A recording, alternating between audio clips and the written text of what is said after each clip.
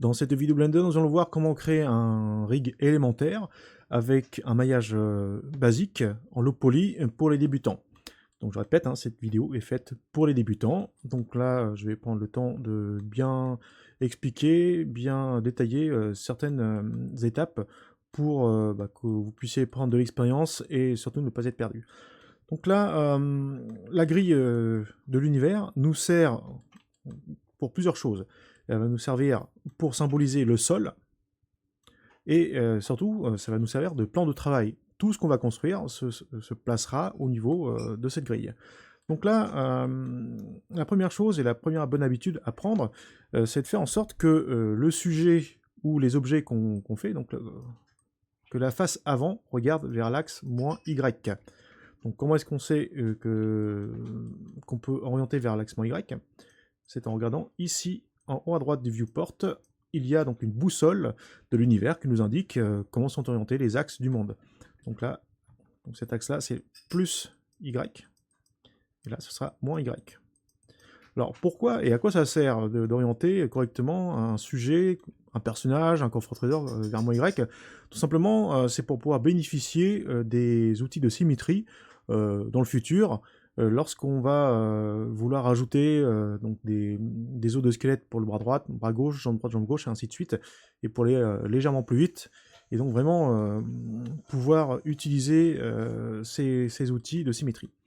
Alors, donc là, je fais un Shift A pour rajouter donc un cube. Je clique sur Mesh, puis Cube. Donc là, vous y prenez comme vous voulez pour déplacer le cube, parce qu'actuellement, là, il est en dessous du sol. Donc là, moi, ce que vous voyez, c'est placer le bas du cube au niveau du sol. Vous pouvez utiliser la touche G, ensuite clic molette, pour le monter, ou G, Z, ainsi de suite. Vous faites comme vous le sentez. Moi, ce que je fais, c'est que j'utilise le raccourci clavier suivant. Donc, je fais un Shift barre espace, et j'appuie sur la touche T pour faire apparaître le gizmo de transformation donc complet. C'est-à-dire qu'il va y avoir 3 outils en un. Donc, les outils de translation, symbolisés par les flèches, les outils de rotation symbolisés par les cercles, et les outils de scale symbolisés par les petits cubes que l'on voit ici. Voilà. Donc là, j'utilise la flèche du haut pour placer mon cube. Voilà. On peut zoomer, dézoomer, ainsi de suite. Alors, je place mon objet de manière approximative pour que ça touche à peu près le sol. Vous n'avez pas besoin d'être super précis, parce que déjà, de 1, nous sommes dans l'industrie du divertissement, et de 2, si vous vouliez être vraiment super précis et faire des ajustements au millième près, vous êtes un petit peu trompé d'industrie. Il fallait plutôt vous orienter vers des logiciels comme Autodesk Fusion ou AutoCAD, ou des choses comme ça, pour pouvoir créer des pièces de précision. Bon, on peut le faire éventuellement dans Blender, mais vraiment ce n'est pas fait pour ça, hein. Donc une fois qu'on a donc créé notre cube, je vais lui donner un nom, je fais un double-clic dans l'outliner ici. En faisant un double-clic, j'ai accès au nom. Je le change, je vais l'appeler donc coffre. Alors ce sera caisse bas, entrée. Ensuite, donc là je vois que le coffre n'est pas assez large, donc je l'élargis comme ça. Je tourne autour. Voilà, bon, si je suis satisfait, c'est bon. J'arrête là. Donc, ensuite, là, je vais créer le couvercle. Alors, certains d'entre vous vont peut-être se poser la question, mais pourquoi est-ce qu'on ne travaille pas le bas de caisse tout de suite? Généralement, alors, moi, c'est une méthode que j'utilise. Je pars toujours de tout ce qui est global, grossier, brouillon, pour aller vers le plus précis. Donc, si vous ne respectez pas cette règle, vous aurez peut-être des problèmes de précision, ou alors vous allez travailler pour rien, parce que en allant trop vite, parfois on s'aperçoit qu'il y a des mauvais ajustements. Donc là, je vais dupliquer ce bas de caisse pour faire le couvercle. Donc je le sélectionne, je fais Shift plus D, clic molette enfoncé, et je bouge vers le haut avec ma souris. Une fois que c'est bon, je clique gauche pour valider le positionnement. Donc là, pareil, donc je vais placer le bas du couvercle sur le haut de la caisse. Voilà, comme ça. Alors, si vous voulez être un petit peu plus précis ou plus lent dans le déplacement, parce que là, ça peut être un petit peu rapide, pendant le déplacement, en appuyant sur la touche Shift, ça permet donc de ralentir un peu plus le déplacement. Donc il faut appuyer sur la touche Shift et maintenir enfoncé. Voilà, donc je lâche, c'est bon. Donc là je tourne autour de l'objet pour apprécier les dimensions, le gabarit, ainsi de suite. Et surtout là, j'oublie pas, c'est de donner un nom. Ici là, donc je vais appeler couvercle O. Alors, donner des noms, c'est très important. Il faut trouver un compromis entre des noms trop courts et des noms trop longs. Donc généralement, ça c'est suffisant. Donc on sait que c'est le coffre avec donc, la caisse en bas et le couvercle en haut. Donc après, vous faites comme vous voulez, mais ça ne sert à rien de mettre trop de lettres. Et c'est pas super de ne pas mettre suffisamment d'indications sur l'objet. Donc maintenant que c'est fait, ce que je vais faire, c'est que je vais sélectionner le couvercle. J'appuie sur tabulation. Je me mets en mode sélection face. Je sélectionne la face du dessus. Et je vais baisser légèrement cette face, parce que le couvercle était trop grand. Voilà. Donc là, je rappuie sur Tab pour repasser en mode objet. Donc là, grâce à ça, donc là on peut apprécier le gabarit, on peut voir en globalité la taille qu'il a, on peut voir que le couvercle a les mêmes dimensions que la caisse. Bah. Donc maintenant, ce qu'on va pouvoir faire, c'est cacher le couvercle et se concentrer sur la caisse. Donc pour cacher le couvercle, hein, j'ai cliqué tout simplement sur l'œil dans l'outliner qui était en face du couvercle. Ou alors on peut sélectionner le couvercle dans l'outliner et on appuie sur la touche H pour le cacher. Ça fait pareil. Donc une fois que j'ai sélectionné le bas de caisse, je vais donc creuser en profondeur ce coffre. Donc je passe en mode édition avec la touche Tab. Sélection face, toujours. Je sélectionne la face du dessus. J'appuie sur la touche I pour faire ce qu'on appelle un inset. Et là je vais pouvoir donc rajouter donc, du maillage à l'intérieur. Voilà. Alors là on a quelque chose de particulier. Donc là en faisant le inset, là on voit que les proportions de déplacement ne sont pas les mêmes donc, en haut et à gauche. Pareil, donc en bas et à droite. Donc ça, c'est dû à quelque chose de très particulier. C'est à cause des données ici. Alors, je vais revenir ici en mode objet. C'est à cause de ça. Donc lors de mes manipulations, comme j'ai utilisé le scale pour élargir le coffre, donc là, je me suis retrouvé avec des propriétés un petit peu parasites et qui viennent m'embêter par la suite. Donc par exemple, pour faire mon inset. Donc l'inset là, il est pas vraiment super. Donc là, je vais faire des CTRL Z, je vais revenir en arrière. Donc j'appuie sur Tab. Hop. Et je vais faire quelque chose de particulier. Je vais faire donc un CTRL plus A pour faire ce qu'on appelle un Apply Transformation. Et là, on va avoir plusieurs possibilités. Donc là, est-ce qu'on fait un Apply en Location seulement, en Rotation seulement, en Scale seulement, ou sur les trois en même temps? Donc là, généralement, ce qui va nous embêter, c'est surtout les rotations et le scale. La location, elle, on peut la laisser comme elle est. Bon, les rotations, comme elles sont à 0, je vais les laisser tranquilles. Par contre, le scale, là, on voit que sur X, c'est à 2. Donc simplement, donc, je fais un CTRL A, et je fais donc un clic sur Scale. Voilà. En faisant ça, on voit que ici, j'ai remis des valeurs neutres, c'est-à-dire à 1, 1, 1, en X, Y, Z, sur le scale. Donc là, par contre, là, si je repasse maintenant en mode édition, que je resélectionne la face du dessus, et que je refais mon inset, voilà. Donc là, on n'aura plus l'effet de déformation qu'il y avait juste avant.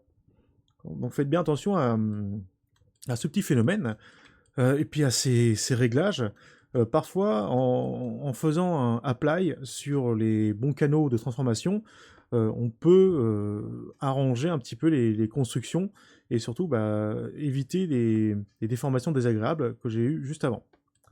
Donc n'hésitez pas à revoir la vidéo, en revenir en arrière et rembobiner et revoir comment ce que j'ai fait. Donc une fois qu'on a fait notre inset pour rajouter donc là le bord qui est ici là, ce bord, et commencer à voir donc, le trou, je peux appuyer sur la touche E, E comme extrude, j'appuie sur clic molette, je maintiens enfoncé, je vais vers le bas. Bon, après là je peux lâcher le clic molette, et je continue à descendre.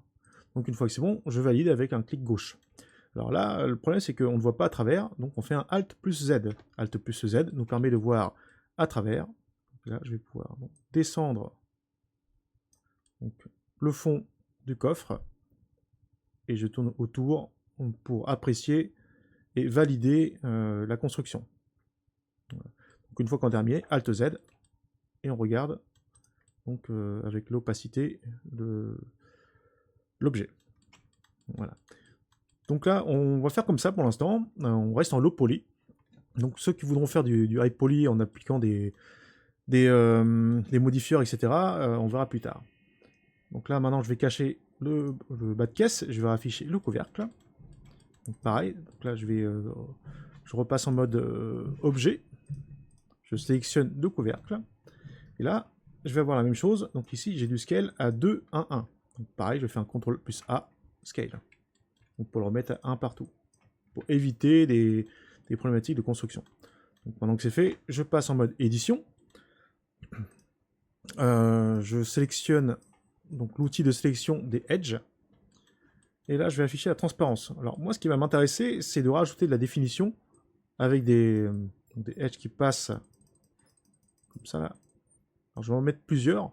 Pourquoi? Parce que, regardez bien, si je sélectionne cette edge là et que je descends, là, ça me casse un petit peu mon couvercle. Moi, ce que j'aimerais, c'est que le profil de couvercle est une forme de ce type-là. Comme ça, là. Hop.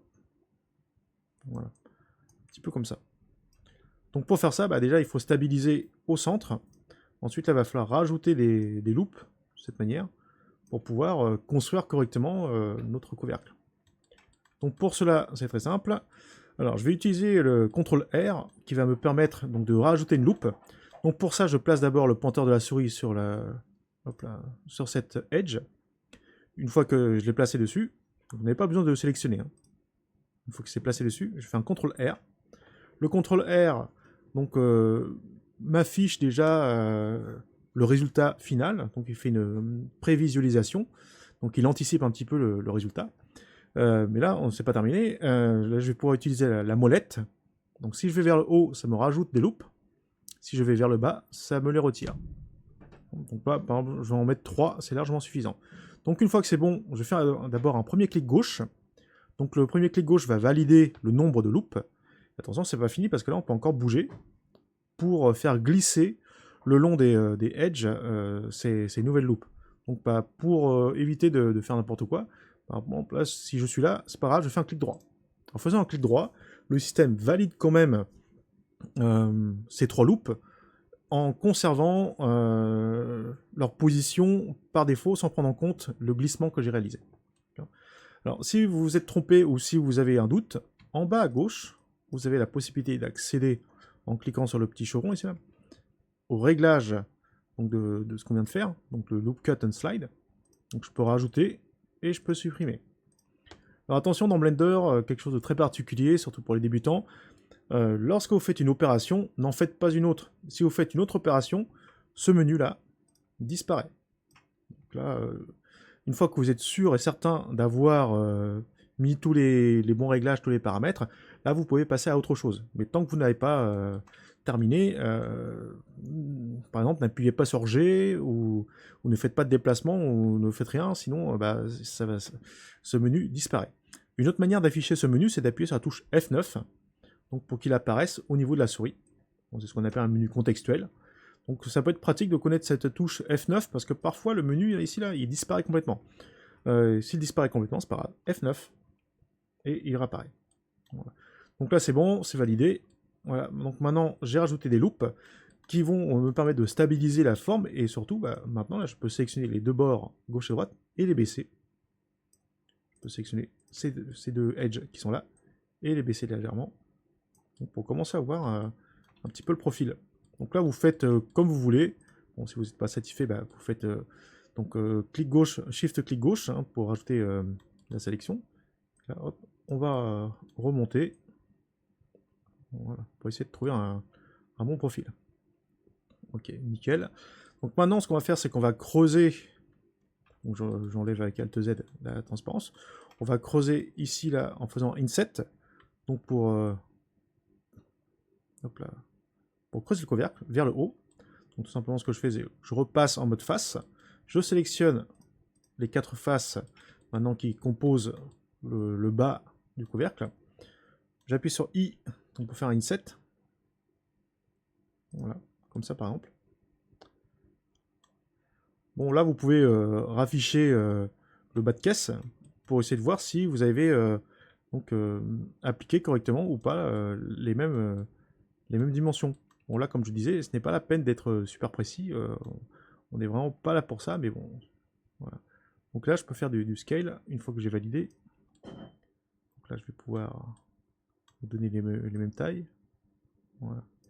Donc une fois que c'est bon, j'appuie sur la touche E, je vais vers le haut avec le clic molette, et voilà.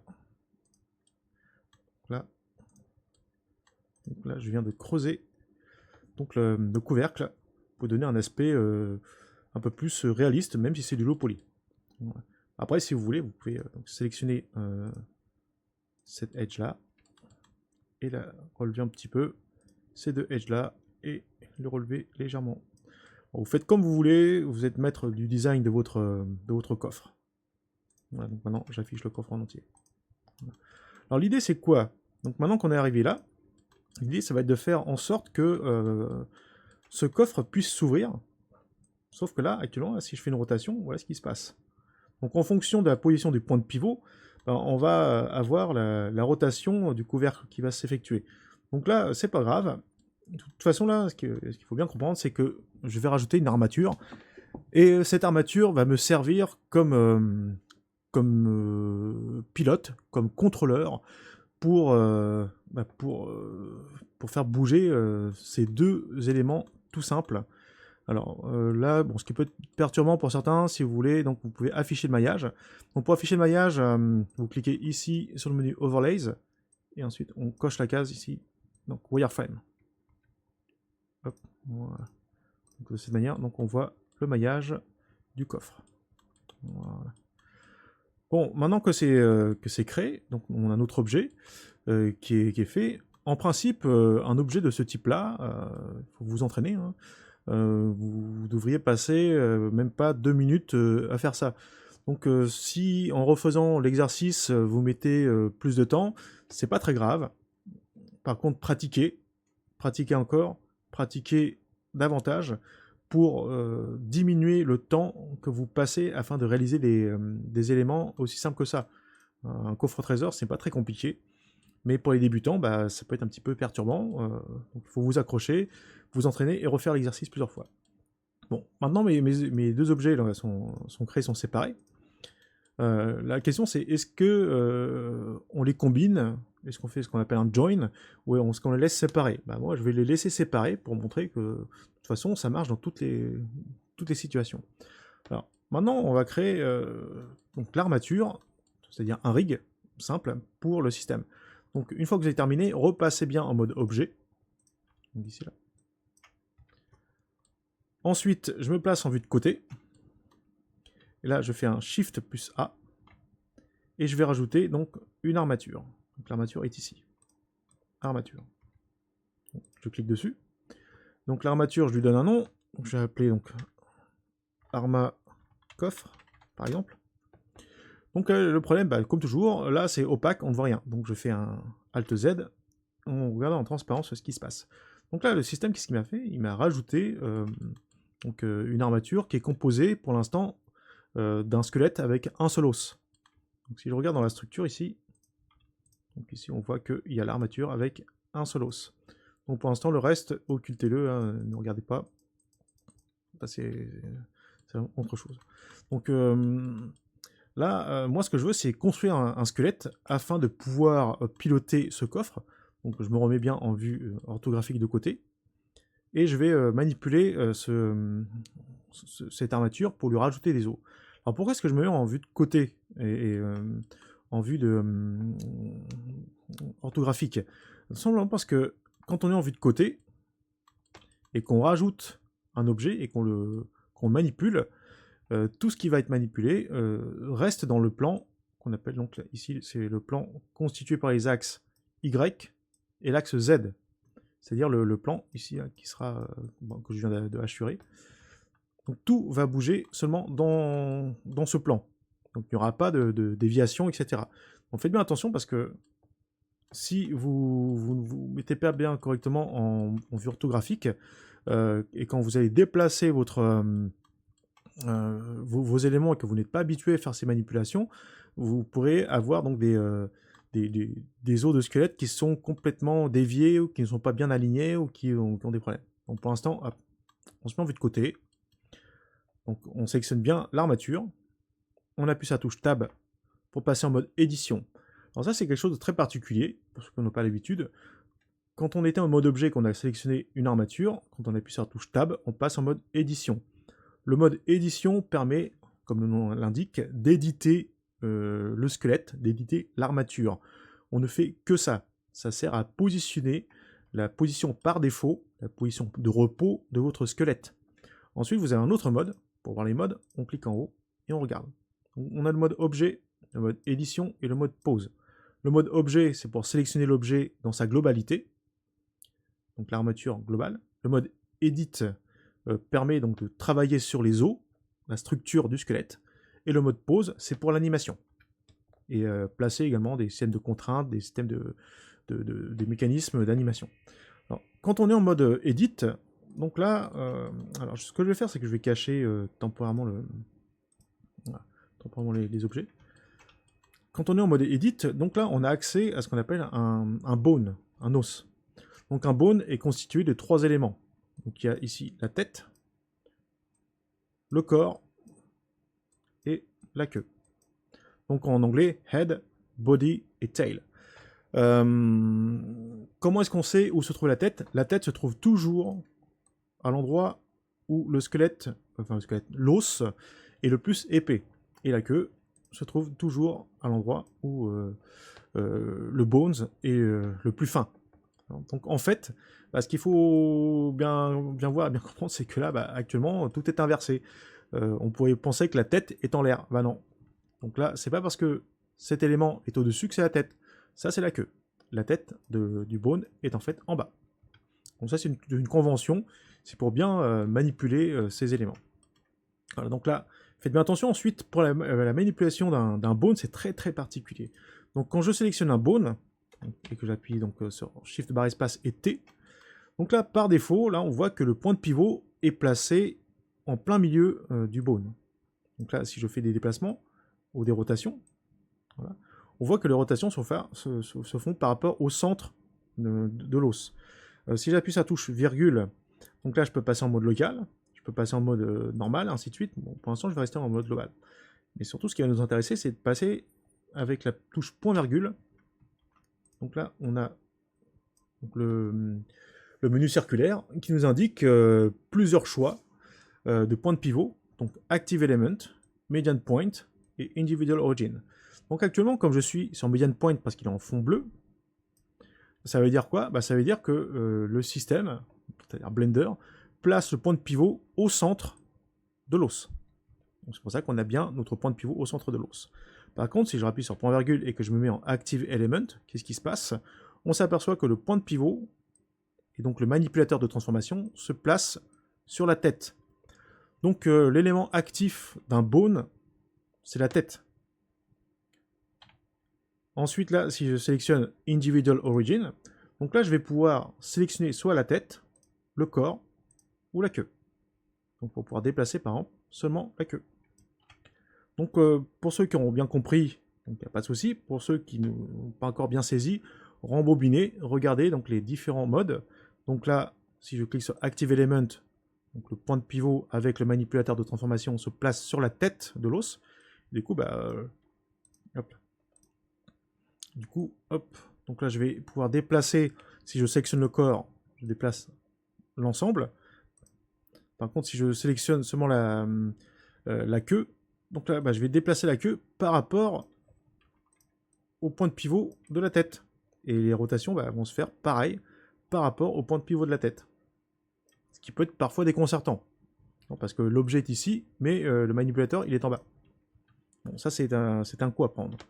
Et par contre, si j'appuie sur point virgule et que je me mets en median point, après avoir sélectionné donc, le corps, donc avec median point, le système, si je sélectionne le corps, donc il va se placer au milieu. Par contre, évidemment, si je sélectionne la tête, il se place sur la tête. Si je me sélectionne le corps, il se met sur le corps. Si je sélectionne la queue, il se positionne sur la queue. Bon. Ensuite, vous avez le Individual Origin qui fait à peu près la même chose. Voilà. Donc habituez-vous bien à ce système. Entraînez-vous avec ces différents modes de points de pivot afin de pouvoir manipuler les os d'une armature. Alors maintenant, qu'est-ce qu'on va faire? Donc maintenant, je vais rafficher les éléments, tout en transparence. Alors moi, ce que je souhaiterais faire, donc c'est un système qui va piloter tout mon coffre et qui me permet d'ouvrir le couvercle. Donc là, on va imaginer que ici, il y a une charnière. Souvenez-vous, là, ça regarde vers moins Y. Donc c'est la face avant. Donc la charnière sera ici. Donc il va me permettre d'ouvrir le coffre vers l'arrière. Comme ça. Donc par conséquent, là, comme je suis en mode edit sur l'armature et sur cet os, donc là, je vais appuyer sur la touche G par exemple, et je vais pouvoir déplacer l'os à peu près ici. Donc, au niveau de la charnière. Alors pareil, pas besoin d'être précis, mais plus vous l'êtes, bah, mieux c'est, hein, évidemment. Mais pas besoin. Voilà. Et donc cet os là, je vais le renommer. Par exemple, je vais l'appeler donc os caisse. Donc là, pour l'instant, j'ai un os qui va me permettre de piloter le bas de caisse. Il me faut un autre os afin de pouvoir piloter le couvercle qui est ici. Donc je vais rajouter un os supplémentaire. Donc pour ça, tout simplement, ce que je fais, c'est que je sélectionne la queue. Je me place en mode Individual Origin ou Median Point. On le met en Individual Origin. Et là, je vais appuyer sur la touche E pour faire une extrusion. Quand on fait une extrusion sur la queue d'un bone, donc j'appuie sur la touche E, clic molette, je vais vers la droite, et là, je fais en fait une extrusion de bone. L'extrusion d'un bone, en fait, fait apparaître un autre bone à la suite. Donc là, on a ce qu'on appelle une hiérarchie qui vient de se créer. Donc là, on peut le voir ici. Voilà, donc là, j'ai l'os de la caisse. Maintenant, ici, là, je vais avoir l'os du couvercle. Je valide. Voilà. Donc, os caisse, os couvercle.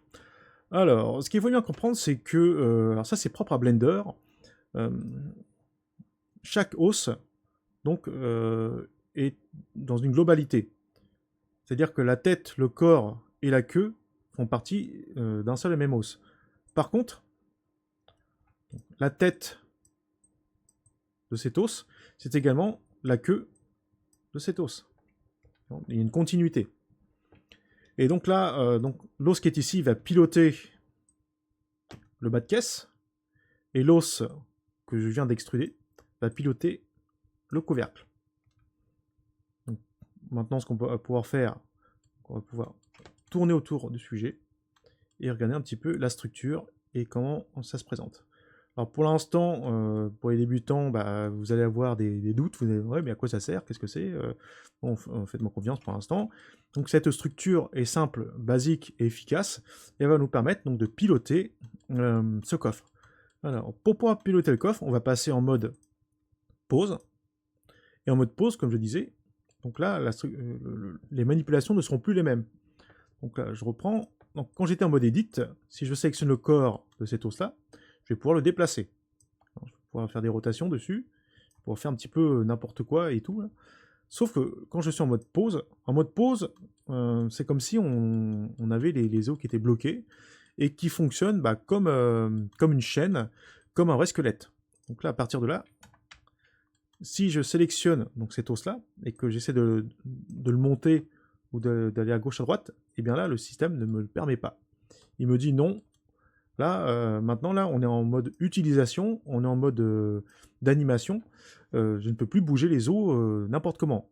Si on voulait bouger un petit peu n'importe comment, il va falloir rajouter des systèmes avec des contraintes, des outils d'animation, ainsi de suite, qu'on verra plus tard.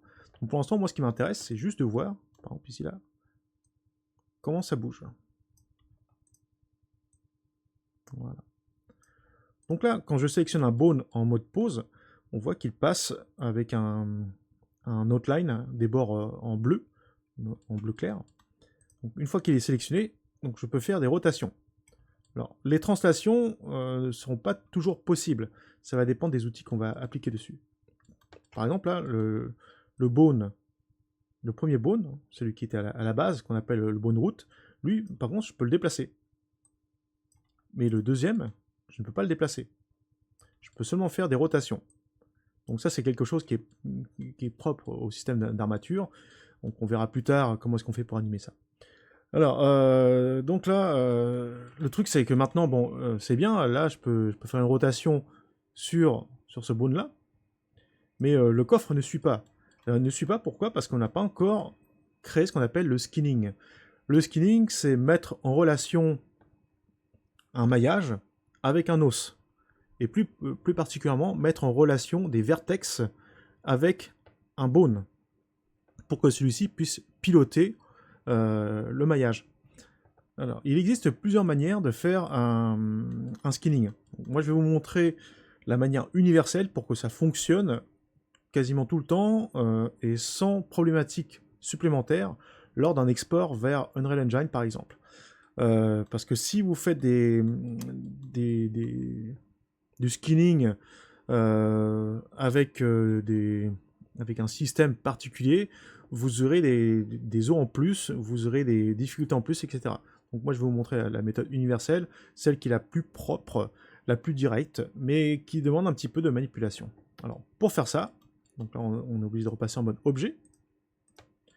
Et là ce qu'on va faire, c'est qu'on va créer un parentage entre les deux maillages et l'armature. Donc d'abord on sélectionne donc, les deux maillages. Donc je sélectionne le coffre caisse bas, et je sélectionne le coffre couvercle haut, et je sélectionne à la fin l'armature. Donc en gros là je fais une espèce de parentage avec skinning. Le skinning dans Blender est assez particulier, donc en gros on va créer un parentage avec des poids automatiques.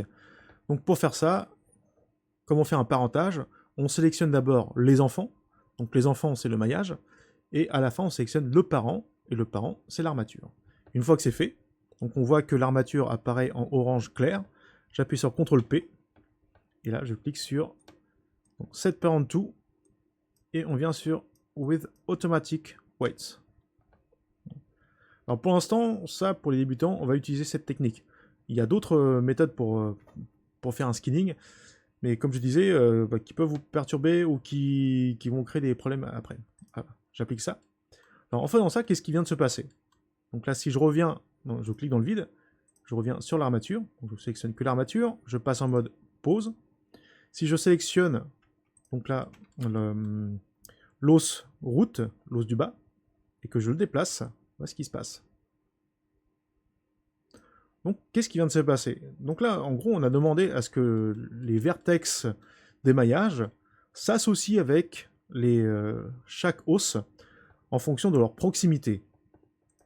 Et le mot proximité est très important, parce que là, j'ai fait un automatic weights. Donc, regardons bien ce qui va se passer quand je vais sélectionner donc, cet os-là et que je vais le faire tourner. Voilà. Donc là, on voit que ça bouge, mais l'os du haut, là, qu'est-ce qu'il fait? Il est en train d'entraîner également du maillage de la caisse d'en bas. Il ne devrait pas faire ça. Donc normalement, là, quand on ouvre un coffre, il n'y a que le couvercle qui vient, et le bas de caisse, il ne bouge pas. Donc là, c'est des problèmes qui sont inhérents au skinning, parce que le skinning automatique, c'est un petit peu Blender qui choisit et qui fait un petit peu ce qu'il veut, en fonction des proximités, en fonction de la distance, en fonction de plein de paramètres que l'on va corriger par la suite. Donc là, je m'aperçois que quand j'ouvre le coffre, il y a le bas du maillage qui vient avec. Donc c'est pas grave. Donc là, tout simplement, ce que je fais, c'est que je sélectionne donc, tous les os du squelette. Donc j'appuie sur la touche A, je clique sur le menu Pause, Clear Transform All.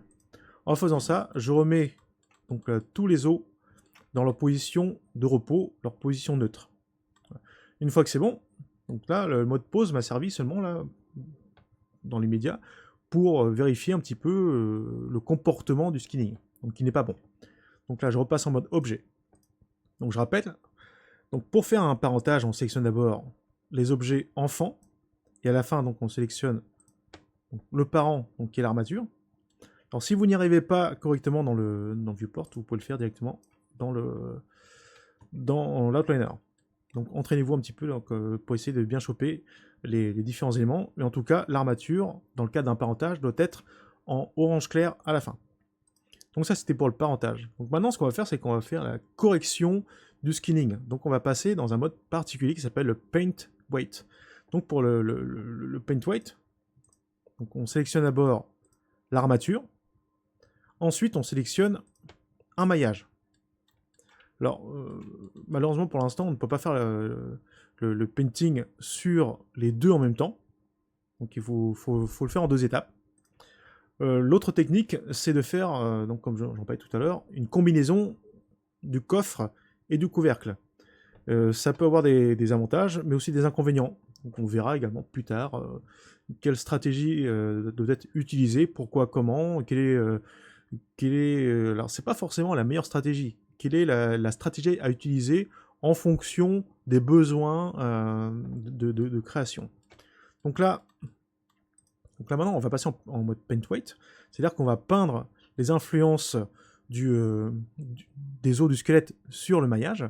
Donc pour ça, donc je sélectionne d'abord l'armature, ensuite je sélectionne à la fin un des deux maillages. On va commencer par le bas de caisse. Une fois que c'est bon, donc là on voit que c'est l'inverse d'un parentage. Donc là, le maillage doit être en orange clair. Je clique sur le menu et je passe en mode White Paint. Je clique sur White Paint, voilà ce que j'ai. Alors, vous pouvez afficher donc la transparence ou pas. Donc, alors, ça aurait été bien que je le fasse avant. Donc, je vais repasser. OK. Donc, White Paint. Alt Z. OK. Donc, en faisant Alt Z, maintenant, je vois le squelette à travers le maillage. Alors, qu'est-ce qui se passe? C'est quoi ces couleurs? Donc, les couleurs actuellement sont en train de nous indiquer quelles sont les influences de l'os sélectionné sur le maillage. Donc actuellement, l'os sélectionné, c'est l'os qui est ici. Il est entouré en bleu clair. Hein. Donc là, actuellement, l'os qui est au-dessus et qui sert pour le couvercle, voilà, on comprend un petit peu mieux pourquoi est-ce qu'il fait des influences sur le bas de caisse. Donc là, c'est un code couleur comme les codes de chaleur. C'est-à-dire le rouge, c'est très fort. Le vert, il me semble que c'est moyen. Et le bleu foncé, il n'y a pas d'influence. Donc là, on comprend un petit peu mieux pourquoi est-ce que ça entraîne les maillages. Alors que là, si je change d'os, si je fais un Alt, clic gauche sur l'os du bas, donc on voit les distributions là qui sont un petit peu plus fortes. Voilà. Donc moi, ce que je voudrais, c'est donc mettre tous les vertex du maillage du bas à 100% par rapport à cet os-là. Déjà, on fait un Alt, clic gauche dessus, on le sélectionne. Ensuite, pour remplir les influences, donc plusieurs solutions. Soit là, on est en mode painting. On est en mode painting, avec le white à 1, et la force à 1. Donc là, si je fais un clic gauche sur les vertex, donc je vais pouvoir les peindre. Et bon, ça c'est la méthode manuelle. Il y a une méthode qui est beaucoup plus rapide, donc on va flouder, c'est-à-dire qu'on va inonder tout le maillage du bas avec une valeur de 1. Donc pour ça, en haut là, je sélectionne donc l'élément vertex, j'appuie sur la touche A donc pour tout sélectionner, ou alors ce qu'on peut faire c'est qu'on peut cliquer ici là sur l'outil de sélection, on sélectionne un seul vertex, ensuite on appuie sur la touche L et ça sélectionne donc tous les vertex qui sont liés au vertex sélectionné. Donc, une fois que c'est fait, donc là je vais pouvoir cliquer sur le menu Weight et je vais faire donc un Set Weight. Donc le Set Weight, qu'est-ce qu'il va faire en fait? Donc il va appliquer la valeur de poids et la valeur de force sur tous les vertex sélectionnés. Donc si je fais en Weight, Set Weight, ou CTRL X, voilà ce qui se passe. Donc ça passe complètement en rouge. Donc une fois que c'est terminé, attention, une chose très importante à faire, c'est de cliquer sur le menu Weight et Normalize All. Voilà, je vais faire Normalize All. Normalize All, on verra un petit peu plus tard à quoi ça sert, je vous la fais courte. C'est pour faire en sorte que les influences soient bien redistribuées et que tout soit en mode normalisé. En gros, les points, donc les vertex sur lesquels j'ai mis à 100% vont être tous attribués à cet os, je vais mettre en jaune, à cet os, et il va vampiriser les influences de cet os-là également. Donc l'os qui est ici a perdu les influences sur tous les vertex. Alors pour voir ça, donc maintenant qu'on a terminé, donc je repasse en mode objet, je resélectionne l'armature, Je sélectionne maintenant le maillage du couvercle. Je repasse en mode Weight Paint. Et donc là, on va pouvoir donc, observer donc, quels sont les codes couleurs. Donc là, c'est plutôt pas mal. Hein. Quasiment tout était en rouge, mais c'est pas sûr. Donc je repasse en mode sélection vertex. Je me mets en mode Select Box. Je sélectionne un vertex, j'appuie sur la touche L. Je fais donc un weight, set weight, puisque je suis à 1, 1. Donc 1 poids et 1 force. Et on n'oublie pas de cliquer sur weight, normalize all. Voilà. Donc là maintenant, je peux ressortir. Donc là, j'ai fait les réglages pour réattribuer donc, chaque vertex du maillage avec l'os qui lui correspond. Donc les maillages du couvercle avec l'os du couvercle et le maillage donc, du bas de caisse avec l'os de la caisse. Donc là, ce qu'on peut voir, c'est que si je sélectionne l'os de la caisse, tout est en bleu foncé. Donc, ça veut dire qu'il a perdu ses influences. Donc on peut revérifier. Donc, en repartant sur le weight de la caisse, si l'os... Donc là, attention, là, je me remets en mode os. Donc je fais un Alt-clic gauche. Donc on voit bien que l'os de la caisse n'a plus d'influence sur le maillage de la caisse. Alors que l'os de la caisse, lui, a plein d'influence sur la caisse. Dans l'industrie, on est bien conscient que le rig et le skin, ce sont des disciplines assez particulières et qui ne sont pas très simples à appréhender. Mais entraînez-vous bien avec l'exercice que je viens de vous montrer. Refaites-le plusieurs fois. N'hésitez pas à rembobiner, à revoir comment est-ce que j'ai fait les manipulations. Et s'il y a des problèmes, il faudra poser des questions. Donc là, quand on a terminé, on repasse en mode objet. Je ne sélectionne que l'armature. Et là, je passe en mode pause. Donc là, on va pouvoir faire nos tests. Donc là, comme tout à l'heure. Donc là, quand je déplace, ça déplace tout. Et là, quand je sélectionne donc l'os de l'ouverture, maintenant, là, voilà ce qui devrait se passer. Comme j'ai réalisé donc, des corrections d'influence, on voit que le coffre, maintenant, là, n'entraîne plus le maillage, enfin le coffre, l'os du couvercle, n'entraîne plus le maillage, hop là, le maillage de la caisse. Donc, ce qui est plutôt pas mal, hein, et puis, on a réussi à faire ce qu'on voulait. Donc grâce à ça, donc, on va pouvoir donc, ouvrir, fermer le coffre. Bon après, quelque chose de bizarre, c'est qu'on va pouvoir faire ça. Donc évidemment, bon ça, il faudra faire des réglages pour éviter ce genre de problématique, mais c'est pas super grave. Donc là, j'appuie sur la touche A, je clique sur pause, Clear Transform All. Donc là, je repasse en mode objet, je fais Alt Z pour retirer le tout, enfin retirer la transparence. Je me remets en mode pause, voilà. Donc je peux faire un Alt Z pour voir l'os en transparence, mais c'est surtout pour voir et apprécier un petit peu le résultat sans la transparence. Voilà. Donc c'est plutôt pas mal au niveau du résultat. Donc on a quelque chose de vraiment très basique et fonctionnel, et qui nous permet donc là d'ouvrir, de fermer le coffre un petit peu comme on veut, et là on pourra replacer le coffre où on veut, comme ça on peut l'orienter comme on souhaite. Et là on va pouvoir, donc là, pareil, donc là je vais me mettre en mode local. Hop. Continuer à fermer et ouvrir le coffre de cette manière. Voilà. Donc n'hésitez pas à refaire l'exercice plusieurs fois, bien regarder les différentes étapes. Donc là, j'ai pris du temps pour vous expliquer, pour décortiquer, pour vraiment détailler un maximum de choses.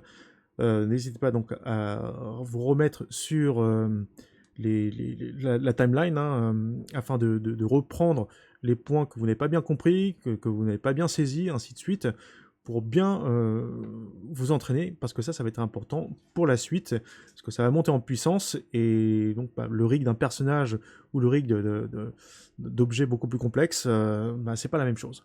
Donc là, n'hésitez pas à revoir cette vidéo plusieurs fois, s'il le faut, à vous entraîner, à tout casser, à tout refaire, pour acquérir vraiment des compétences.